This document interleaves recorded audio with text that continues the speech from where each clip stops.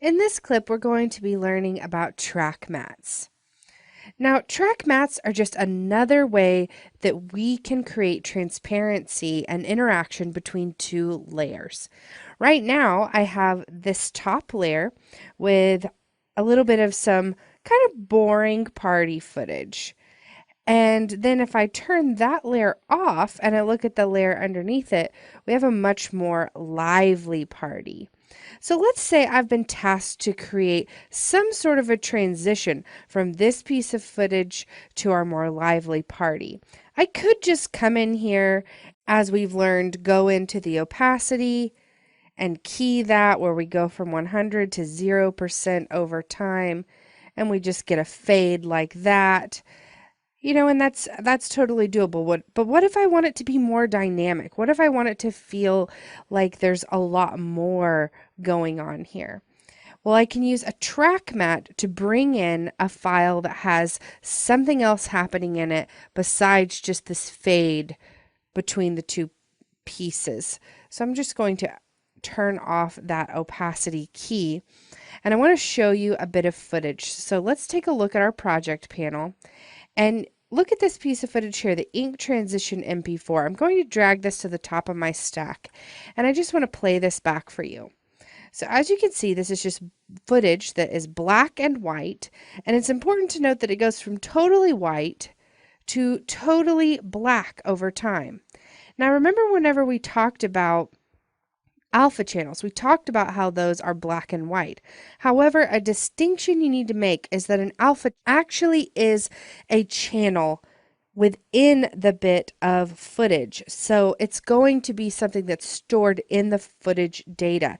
Now this, although it may be confusing, that this is black and white colors, this is still RGB data creating this picture.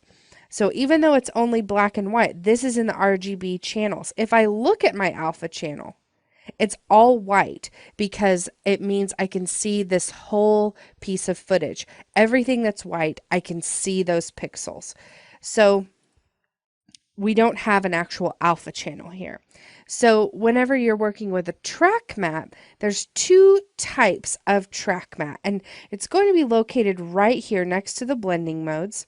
And I just want to show you in that drop down, of course, we have the no track mat, then we have alpha mats and luma mats. And in this case, we would be using a luma mat because there's no alpha data here. As we saw, it's just all one solid white alpha, but there is luminance data, which is the difference between the black and white. That's the luminance information. So if you're not sure if you have an alpha channel, but you've got some black and white footage like this, you can use it the same way you would an alpha channel. You just are going to use the luma mat options. Now it depends on if you want to use the regular luma mat or the inverted mat. It kind of depends on what you're trying to do. But the way that you set this up is that you want the footage that's going to be creating that transition as the top layer. Then you want the footage that you're going to move from towards the other one over time as your next bit of footage, the second layer. And your last layer is the one that you want to end on. So which one do we set the track mat up for? You can see there's no option for that top layer, but we do have an option for the one just underneath it, and that's the one we want to use. Now, if I click the drop down, another key is that the piece of footage that's going to be creating the transition, this ink transition, should be the one that's named there. So you can see that it says the name after each one of these. So that's also a good way to know that you've chosen the right one to change the track mat setting. So I'm just going to choose Luma Mat, and now you can see that what happens is everywhere that we had white pixels in the ink transition here, when it started out as completely white, we're able to see that top piece of footage. And then as the black comes in, it takes away from the alpha that is making this piece of footage visible. And through that transparency that we're creating, we're then able to see the footage that's behind it. So that's what's actually going on here. But without trying to, dive too deep into actually understanding the math and all of that, we can just see that this is a really cool effect, and we get this really nice, much more dynamic transition than just that opacity fade, where we go from one piece of footage to the other. Now, this is a pretty typical and pretty basic type of track matte situation. What if I need to do something that's a little more complicated? There are a million ways that you can use track mattes to achieve different effects. So let's take a look at a different example. In this other tab, I have opened my track matte superhero comp. And you can see that this little bit of footage is my superhero just kind of flying around in the frame. Now, because of the way that this is set up, let's say that I want to achieve something where the look that I want to get is that I can see through his cape just a little bit and see kind of the outline of his body, because it is really bright in front of him. So I could see that making the cape somehow semi-transparent. However, if I just select the cape and bring up the opacity, I hit the T key on the keyboard and I start to bring that down, you can see that this isn't a really desirable effect. This makes it look like his cape is made out of cling wrap or some sort of plastic. It doesn't look like fabric anymore because I can see through the whole thing. I really just want to be able to see the outline of his body, but maintain the red saturation on the edge. Now you could try this with a blend mode, maybe something like darken. Now this darken actually gives us a pretty close effect to what I was talking about, where the outline of his body is darkened. But now this area that's the same color as his cape looks strange and has an outline that doesn't look very good.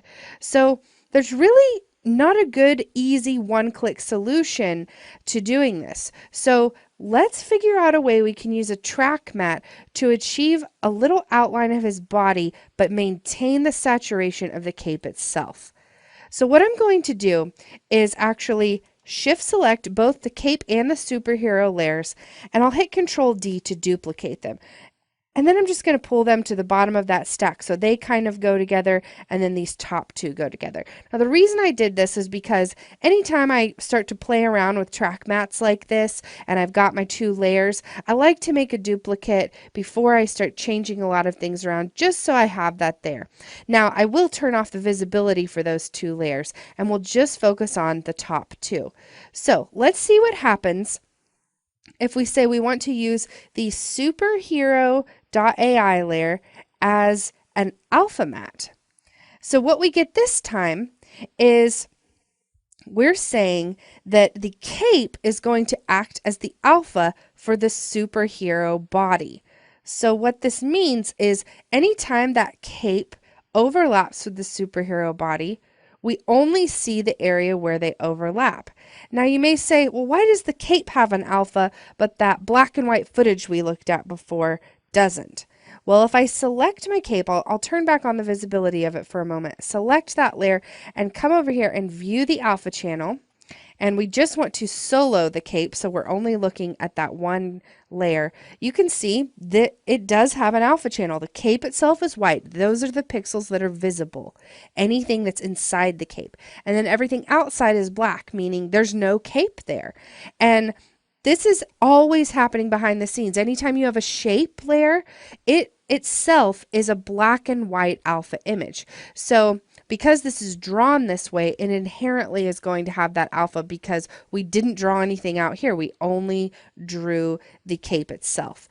And it's really nice to be able to understand how this works because in our case, we do have this animated. So it's not a quick little easy thing for us to try to maybe go in and erase it or draw it or do something that you could only do on one frame. We need to find a solution that works over time. So I'll turn back off the visibility of the cape layer because that is a part of how a track mat works that you'll notice it automatically will turn that visibility off of the top layer. And then we get this little change in the way that our icons look next to our layers. And then we also see that this says alpha here. So what I can do now is turn back on the visibility of those two bottom layers.